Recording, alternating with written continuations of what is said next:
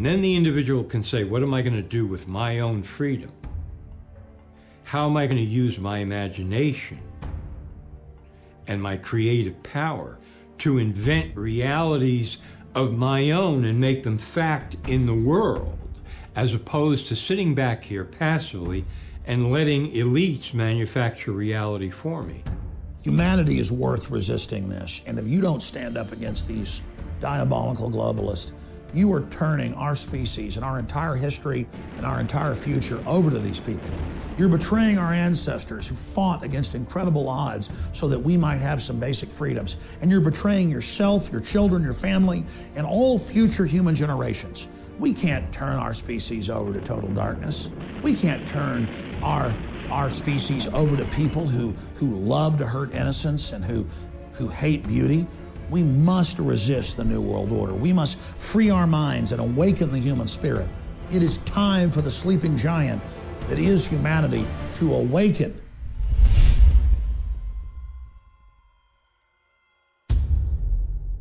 Secure your copy today at Infowars.com.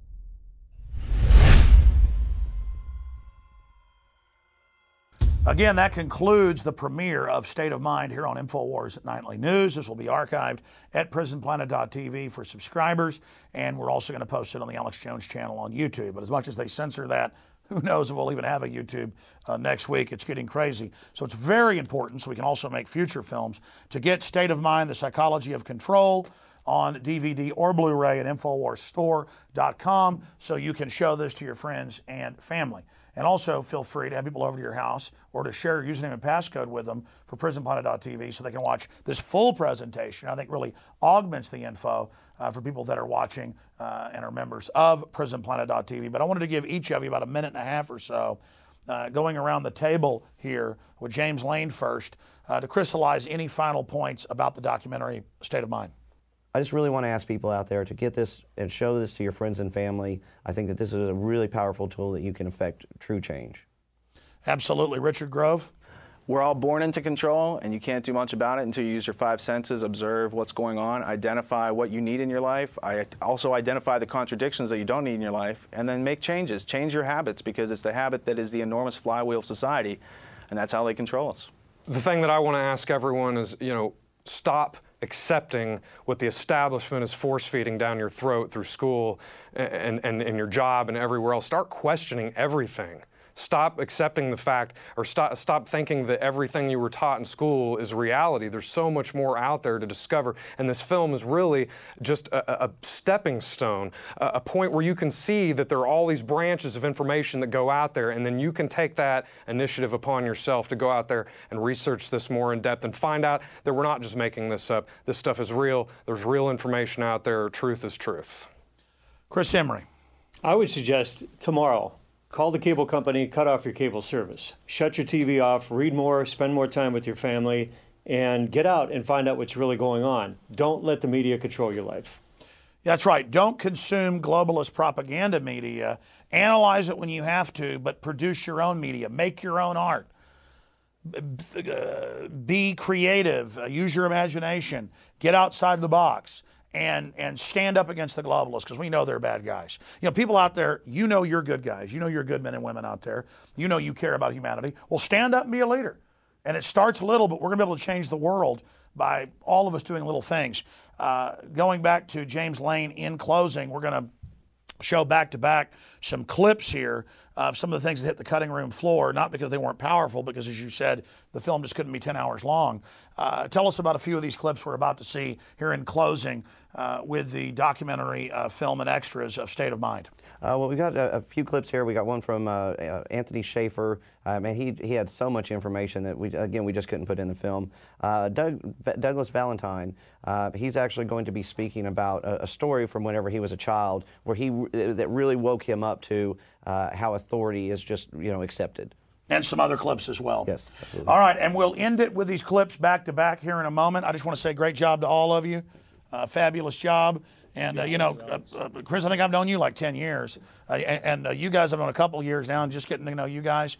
Very, very exciting what you've done. And it's good to see independent filmmakers out of the gates in just the last few years put out 2 great films. So we salute everybody involved there with Free Mind Films, and I hope that all of you will support what they've done and the InfoWar by getting it on DVD and Blu-ray at InfoWarStore.com, the exclusive distributor online of these documentary films. And so here are some of the clips from the film that did not make the final cut. And then we'll see you back tomorrow night, Lord willing, on the Thursday edition of InfoWars Nightly News.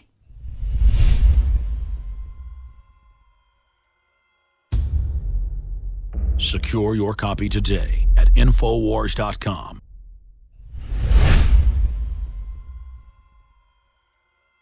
Society, people think, oh, they don't exist anymore, do they? Well, they do, and Quigley wrote about them. And he said that he had no aversion to this secret society. In fact, he said he had been invited into its inner ranks. He was never a member of the elite himself, but he was brought in as their historian, you might say, to record their events and to put it in the public record so that they could have a permanent record for all time. And he said he was invited into the group, and he was able to examine their private records. And then he said, I have no aversion to it or its goals or its policies. He said, the only thing I disagree with is that they hope to remain secret. Most wars in modern history are fought for the enhancement of power and wealth on the part of the elites that run those governments. They want to expand their influence. They want greater dominance. Maybe they want the natural resources. In other words, they're not for reasons that we have been told. It's a fact of life. And there's no clearer example of that, I believe, than in World War I and, of course, in World War II. But the question around was World War I. The American people at that time were very complacent about the war going on in Europe. It was a war between, Germany and France and England. Okay, I'm sorry about that, but leave us out of it. We declared our neutrality and everything, and we just said, we hope you guys work it out real soon, which is the way we're supposed to be, There was no particular national interest on our part to be involved in that war. We weren't that threat. And besides, according to our Constitution, the only purpose of our government was to protect us to protect our lives, our liberty, and our property. If it didn't touch in those areas, we're out of it because the Constitution forbids that power to the government. Anyway, that's how the American scene was at that time. And people in finance and in government really had a different point of view because, you see, J.P. Morgan at that time was the bond broker for the British bonds. The British government was trying to raise money. In addition to taxes, they were borrowing it through bonds, so they were issuing bonds. And J.P. Morgan was given the franchise to sell those bonds in America. And he sold a lot of them. Advertisers have done is they've looked at Freud and psychology. And they've looked at the id, the ego, the superego, the thanatos urge. They've looked at the conflict that Freud discussed that human beings live in, this psychic tension, the impossibility to live up to the requirements of a superego, a perfect parent, the libidinal urges that drive us towards sexual impulses and gross behavior that we have been trained, and fortunately so, to harness and find socially acceptable ways to act out. Now, because they're aware of this tension, because they're aware of this heightened arousal, this anxiety that exists, they look at how they can tweak it, how they can play on it. If, for example, I can cause an arousal and associate that arousal with a product, just as with Pavlovian conditioning, you're more likely to remember that product, especially if I have repetition in it. I've learned in my life that what really matters is helping other human beings. And when I help somebody, I get that feedback that says, your life matters. This day mattered. You're here, and it's good you're here. And that is a self-actualizing principle. To appreciate it, in my view, you have to first Understand who you are. Break free from this manipulation. Stop the cycle that we all get caught in. And convolute the model. Convolute the model instead of looking, what is it that I can get? Maybe think back to Kennedy's words. It's what you can give. Don't ask what you can get from your country, but what you can give to your country. You know, don't get up in the morning with, how much do I get, but what can I give? I know this. It doesn't matter if you're an attorney, you're a doctor, you're a plumber, you're an auto mechanic. When you do your very best to help that person that comes to you as a customer, not to take their money, but to help them, to sincerely help them, you make a difference. Doing your very best is as close as you're ever going to get to being your very best. Cheating yourself by whatever means, whether it's on your taxes or not keeping your word or cheating yourself, is cheating yourself. I'll say it again. Doing your best is as close as you'll ever get to being your very best, and there's very few of us in pursuit of that today. The fact that I can speak here freely to you, to all of us, is a great, I think, indescribable benefit of our society, one that we should defend tirelessly. The idea of free speech, free expression is the best antiseptic against manipulation, against propaganda, against information operations. And that's why it's so critical that we as citizens always try to seek the truth, always try to be true to what's best for the country, e pluribus unum, versus what may be good for the short-term benefit, the idea of short-term gain, basically giving up freedoms. Giving up freedoms is never a good idea, and frankly, once you give them up, it's always harder to find them again in the long run. Excellent. One more question. We can keep it short. And you've already basically answered Sure. this, but we can. How do people? I mean, we're going to be talking to the audience now. How do the people who are learning about this? How do they defend themselves against strategic messaging that is not in their best interest? How does one defend themselves against strategic information, propaganda? It's a very simple answer. Ask questions. Always check your source.